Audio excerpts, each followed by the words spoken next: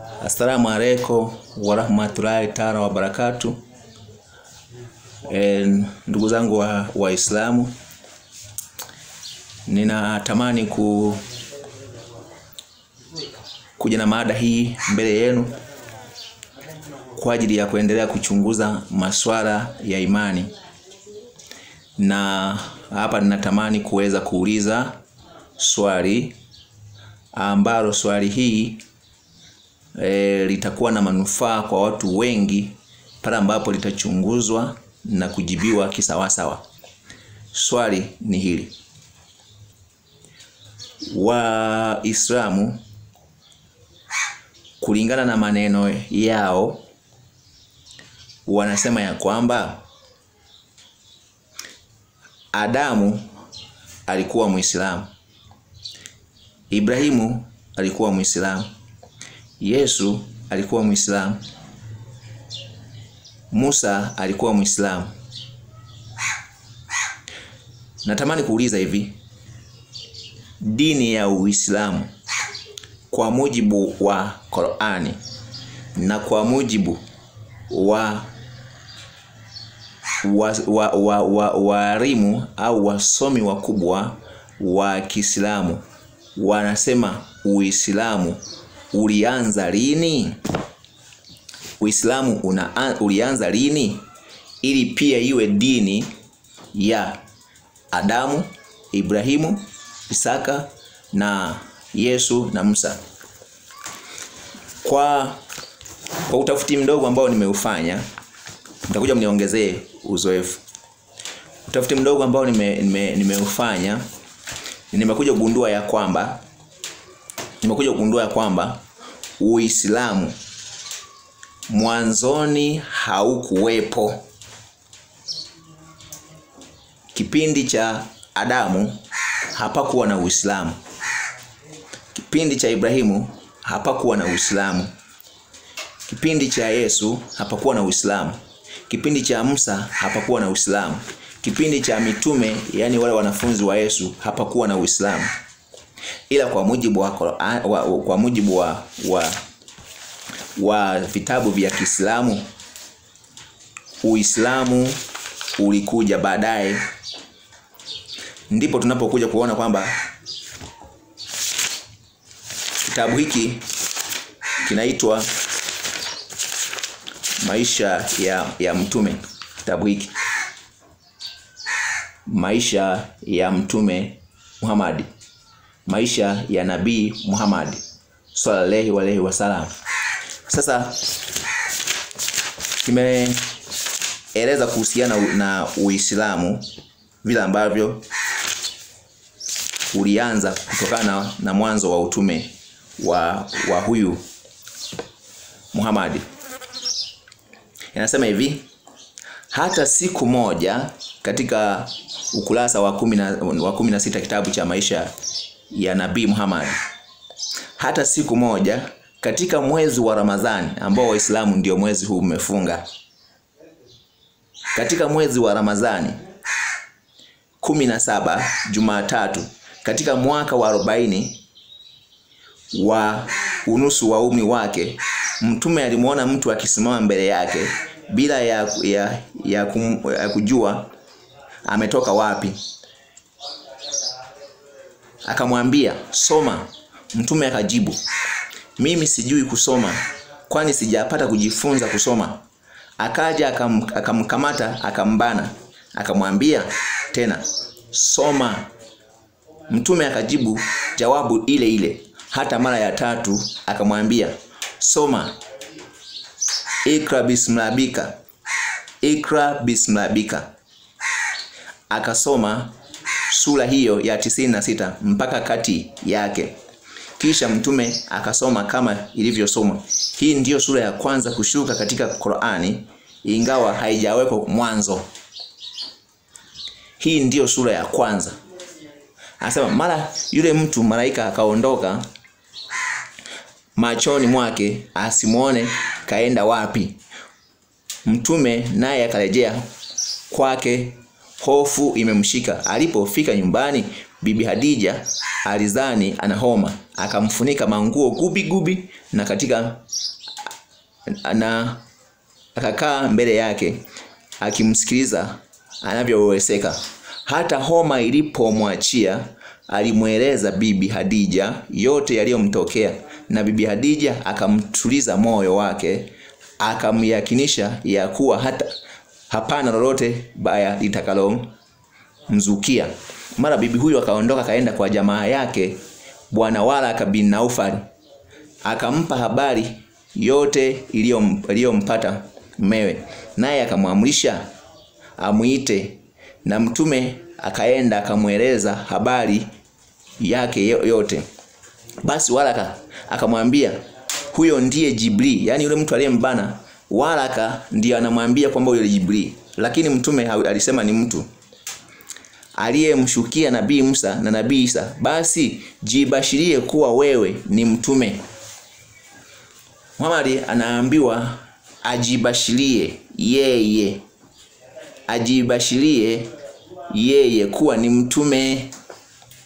Sio Mungu kasema, ila anaambiwa ajibashirie yeye kuwa ni mtume wa umma huu. Nami natamani kuwa hai ni kuone unavyosimama. Waraka anamwambia unavyosimama kuwatengeneza jamaa zako, inshallah nitakuwa mkono wako wa kulia. Wakarejea kwao na hofu yote imemtoka. Baada ya kuazimia kuwa hata kwenda tena kule pangoni, pale akaondoka akaenda pangoni mwake ili aonane naye tena. Ingawa alikaa huko muda mrefu, siku ile ya kupata utume inawafikia mwezi Disemba tarehe 17 mwaka wa 610, utume wa Muhammad ndipo ambapo umefika. Sasa na huyu ndiye mtume wa Waislamu, Muhammad. Sasa labda tukiacha Muhammad, katika msomi mmoja anayeitwa kwa jina la Abdallah Farisi, ambaye ndiye ameweza kufasiri Qur'ani hii hapa, Qur'ani takatifu ambayo imeweza kufasiriwa na Abdallah Farisi. Katika sura inaitwa Surati Yusuf, yani Qur'ani 12 aya yake ya 21, aya yake ya 21 na 20 inasema hivi: na wakamuuza kwa thamani pungufu, kwa pesa kidogo tu hivi za kuhisabika, na hawakuwa na haja naye ya kumweka, wakiogopa wasitokee jamaa zake kuja kumtafuta huko. Sasa hii aya iko na ufafanuzi wa aya hii inasema hivi: unaona, kuuzana kulikuwako zaidi ya miaka 1400 kabla ya kuja dini. Kumbe manake dini hii haikuwepo. Ndio maana nasema hivi, kuuzana sasa, walipokuwa wanauzwa akina Yusufu huko, kulikuwako zaidi ya miaka 1400, yani miaka 1400 nyuma, kuuzana kulikuwapo kabla ya kuja dini ya Kiislamu. Manake miaka 1400 dini ya Kiislamu haikuwepo kabla ya kuja dini ya Kiislamu. Aliyokuja nayo Nabii Muhammad, ambao tumekuja kuona Nabii Muhammad utume wake na kuanza kwake inaonekana ni tarehe 17 Disemba mwaka wa 610 baada ya Kristo amekwisha kwenda mbinguni. Mitume wameshamaliza kazi yao. 610 ni sawa na karne ya 6 toka mitume waondoke. Kwa hiyo unakuja kuona kwamba kuuzana kulikuwepo zaidi ya kuwepo dini. Kwa hiyo dini hii ya Kiislamu inaonekana kwamba alikuja nayo Nabii Muhammad. Wakati huko nyuma watu wanauzana haikuwepo. Sasa utaniambiaje Adam alikuwa Muislamu wakati Adam ni mtu wa kwanza na Muhammad ni mtu karibia wa mwisho. Alafu tena ionekana ya kwamba dini hii Adam alikuwa Muislamu, Ibrahimu awe Muislamu, Yesu awe Muislamu. Alafu inaonekana dini hii imekuja na Muhammad wakati ambapo watu hawa wamekwisha kupita. Inaingiaje kwa akili kwamba hawa watu walikuwa Waislamu? Kipengele kingine cha kuongezea katika Qur'ani inayoitwa Al-Maida, sura ile ya sura hiyo ya 5 kwa sura wanaofuatilia kwa sura ya 5 aya yake ya 5 imesema hivi: leo mmehalalishiwa kila vilivyo vizuri, na chakula cha wale waliopewa kitabu ni halali kwenu. Maana yake Muhammad anasema leo mmehalalishiwa kila vilivyo vizuri, na chakula cha wale waliopewa kitabu ni halali kwenu, na chakula chenu ni halali kwao, na mmehalalishiwa kuwaoa wanawake wema wa Kiislamu na wanawake wema katika wale waliopewa kitabu kabla yenu. Kuna watu walipewa kitabu kabla ya Waislamu, wanahalalishiwa sasa kuwaoa hao wanawake. Anasema hivi: ni halali kwenu kuwaoa, na mtakapowapa mahari yao mkafunga nao ndoa bila kufanya uzinzi kwa mwanamke huyo na huyo, wala kuwaweka wanawake wa kinyumba. Na anayekataa kuiamini, bila shaka amali zake za ahera zimepotea. Anayekataa kuamini hapa,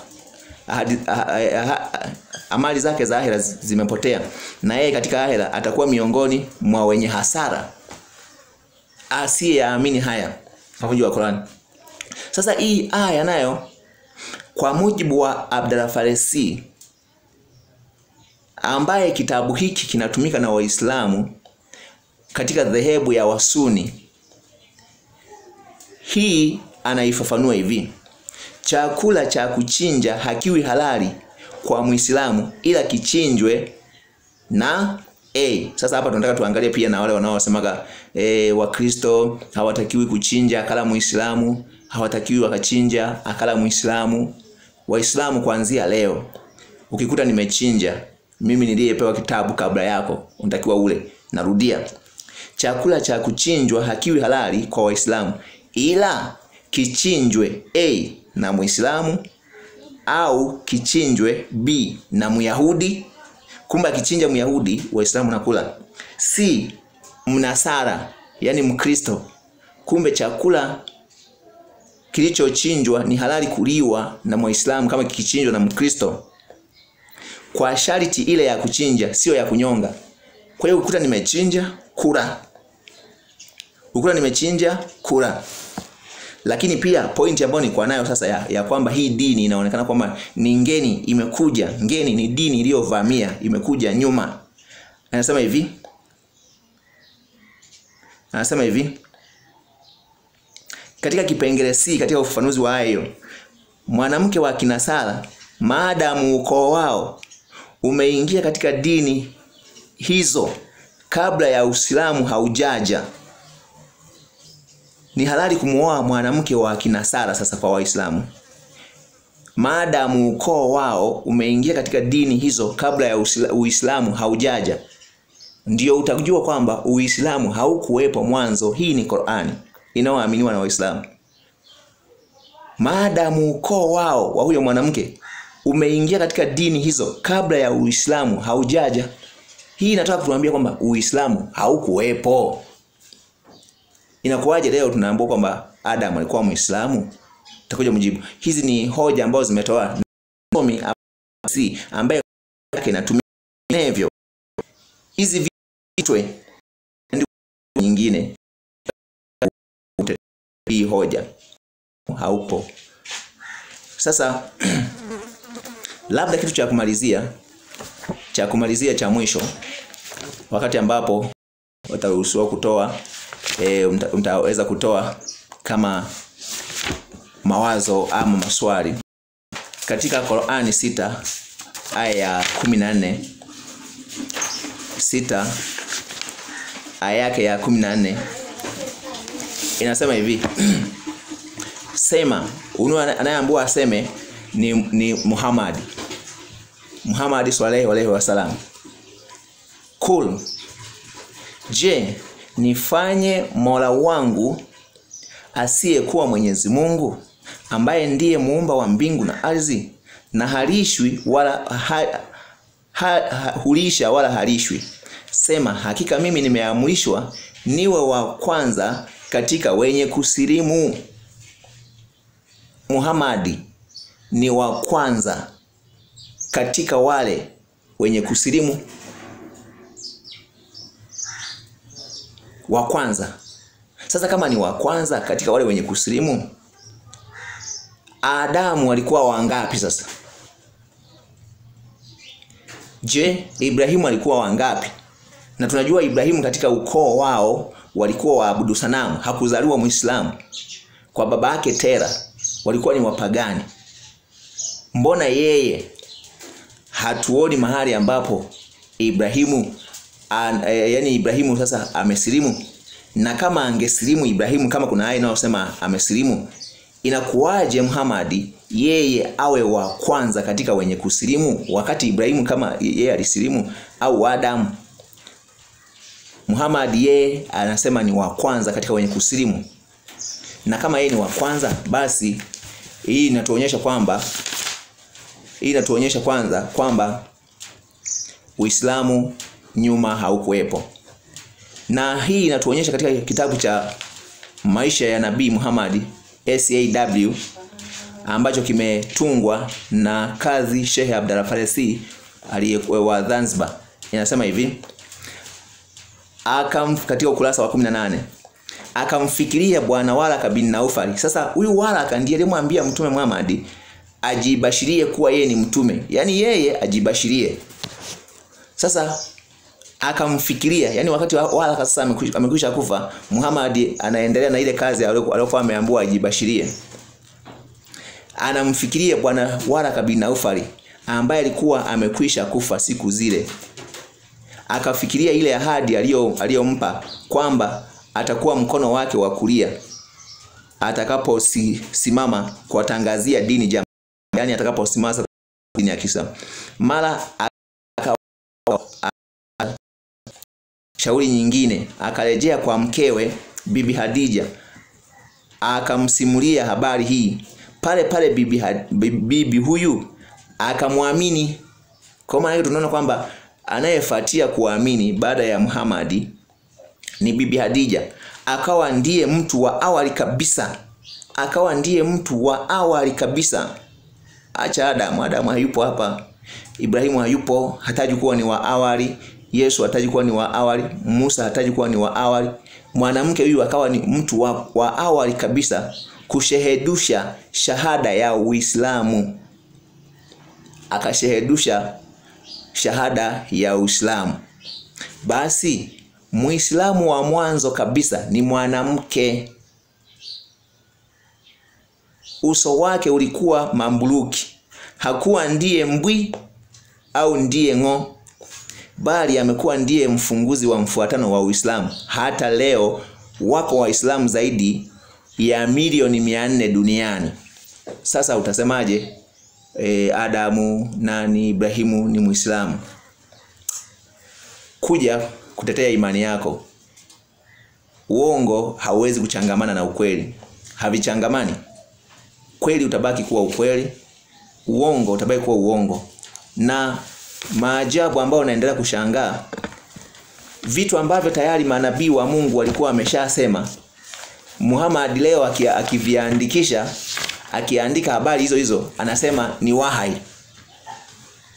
Yani jambo ambalo Mungu amelishalisema, alafu huyu naye anakuja kulikopi kwa sababu amesikiliza, anasema eti ni kitu kipya Mungu amempa wahai, wakati wenzake wameshasema nyuma. Habari za Yesu zimesemwa, za Isa, habari za Ibrahimu zimeandikwa kwenye Biblia, habari za Musa zimeandikwa zote huko. Sasa yeye anakuja kuzirudilia zile tena, naye anasema huo ni wahai, eti Mungu tena kampa mafunuo mapya. Sasa mafunuo gani mapya ambao tayari wenzako wameshayasema?